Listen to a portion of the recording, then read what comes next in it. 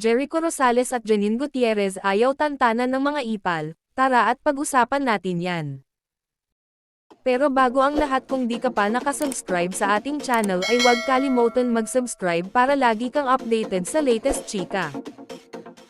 Hindi pa rin tinatantanan ng mga ipal ang rumored couple na sina Jericho Rosales at Janine Gutierrez.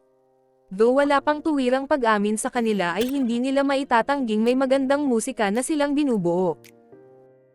Nagkasama na sila sa kanilang out-of-the-country travel sa Japan. At last Christmas sa family ni Janine nag-spend umano ng Pasko ang aktor. Hindi nakaligtas sa mapanuring mata ng kuha nilang dalawa. Off-kiligs, power couple. Tanong ng isang netizen, at Janine Gutierrez, is he legally annulled?